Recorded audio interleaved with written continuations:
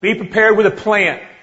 I know a lot of guys don't come to practice with a written plan.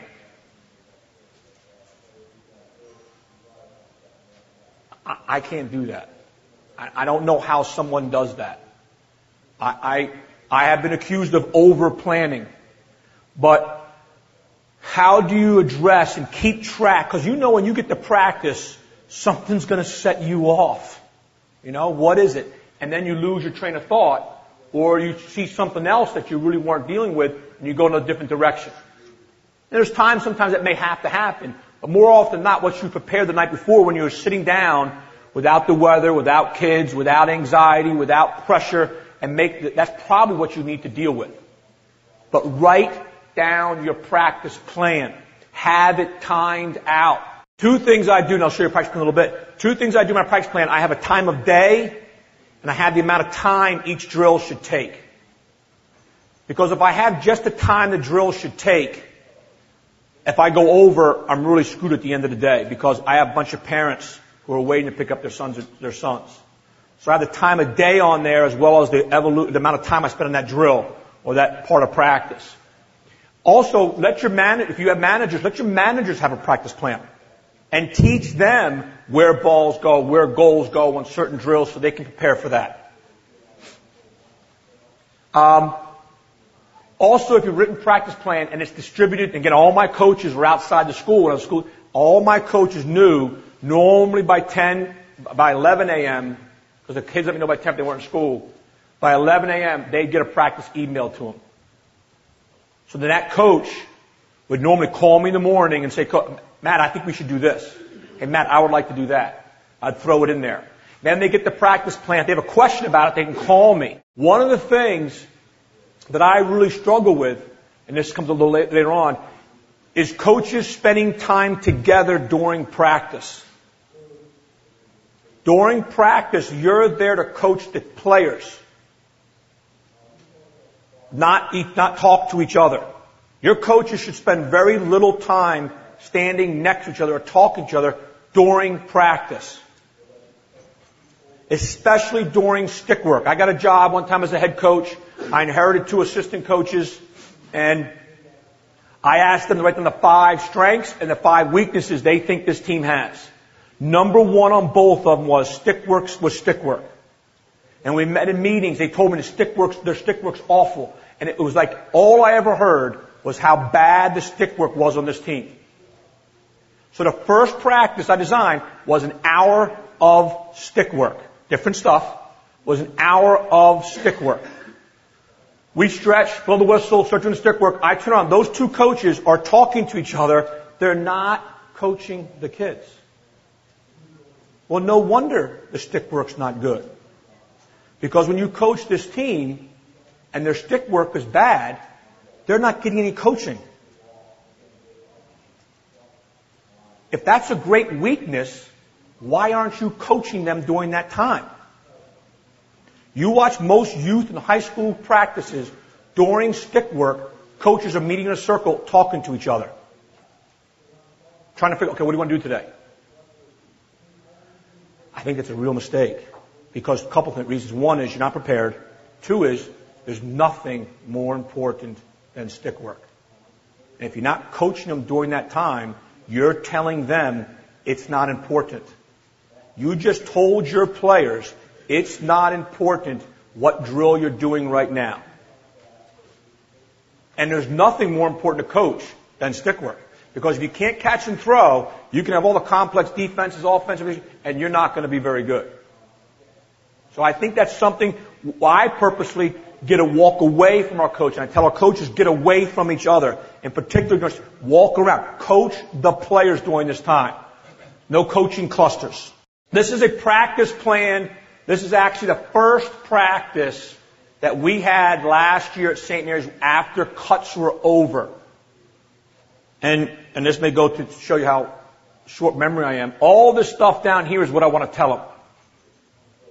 I almost always write down what I want to tell my players, my team, before and after practice.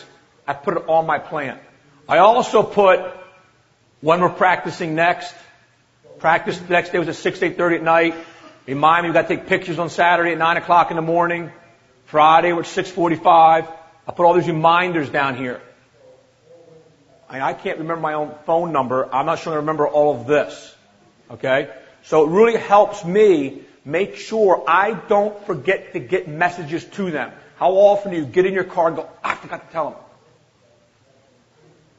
So I put notes down here. Here is our conditioning that we're doing that day. It's written down.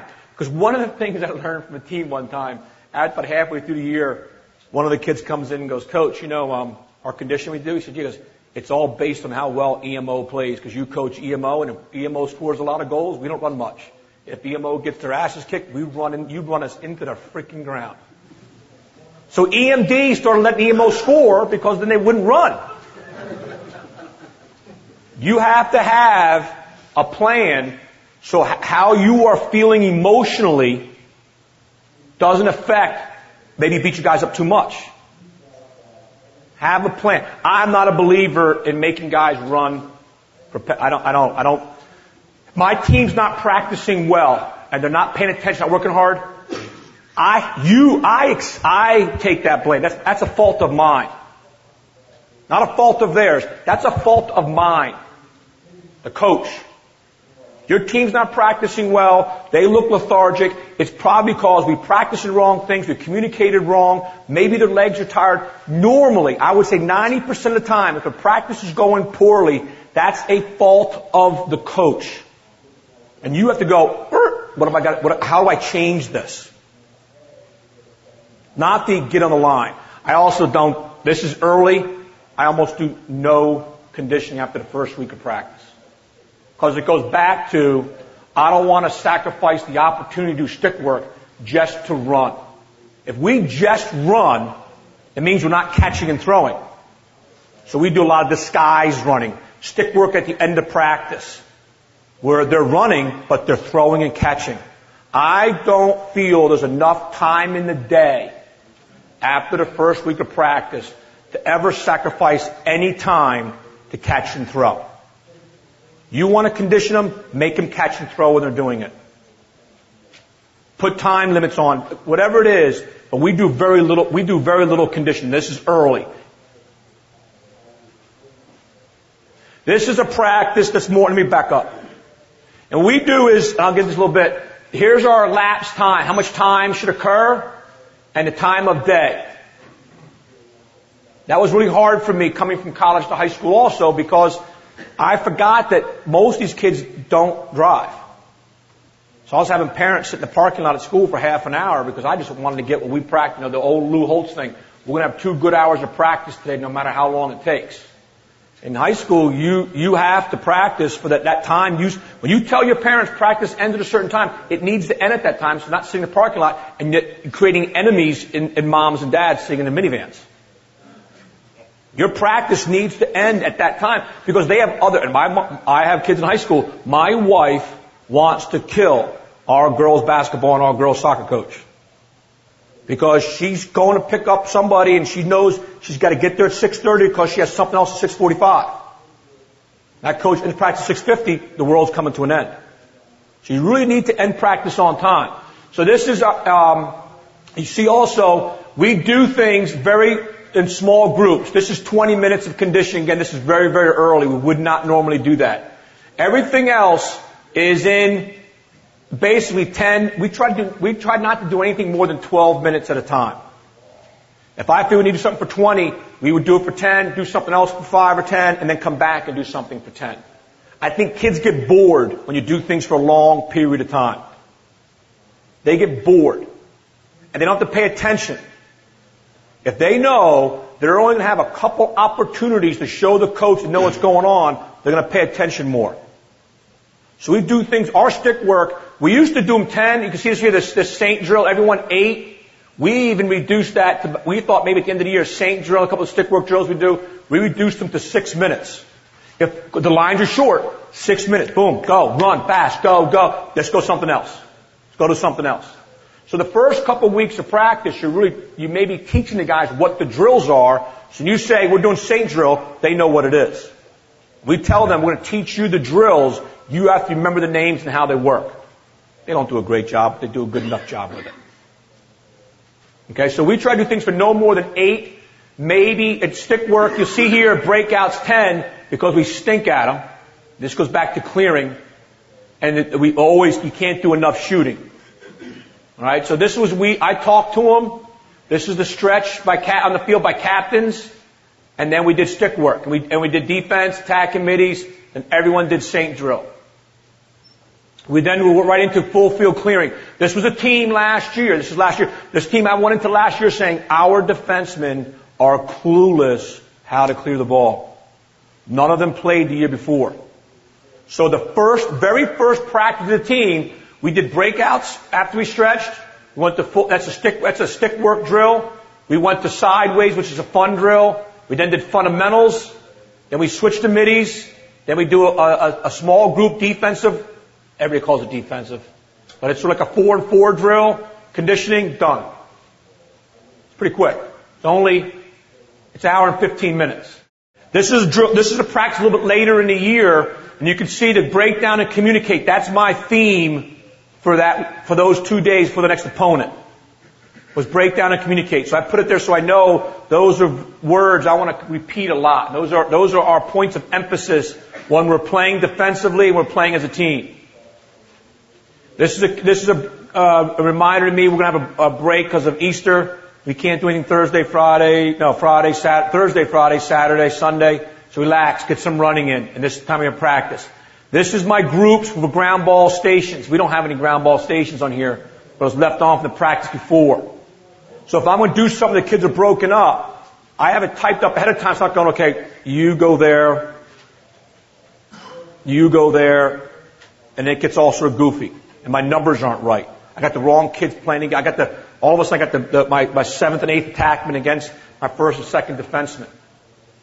So I'll choose where they go. And normally with my ground ball drills, I'll make sure there's equal number of defensemen. So not all the poles are in one group of ground ball stations. And I also try to put my better players in one group. This is probably my 2nd level players, and this is my 3rd level players. If you know those guys, I'll just guess at that. Don't go home and tell them hurt somebody's self-esteem. I put them in the 3rd group. All right? So we normally break it up that way. All right? And this is the kid that's hurt. So here we did film. Then we did shooting before practice. We did 3 versus 2 keep away, which is a clearing drill. It's on my website. Then we stretched. I try to mix up when we stretch, 1st or 2nd. So it's not always the same. Again, they don't get too much routine. Then we did star drill and breakouts. That's 10 minutes total for 2 stick work drills. So we did star for 5, breakouts for 5. Then we did sideways again for 12. That's 12 minutes, but it's 3 minutes left-handed. There's 4 groups. You're an offense or defense, you're left-handed or right-handed. So it's 3 minutes right-handed, 3 minutes left-handed, 3 minutes on defense on the left side, 3 minutes defense on the side. So they're only doing it at one spot for 3 minutes. It's pretty quick. They love it. Fundamentals. These are just different fundamentals we thought we needed to work on. We did full field scrambles for 25. And we did 15 minutes of extra man and man down full field, and we stretch and we're done.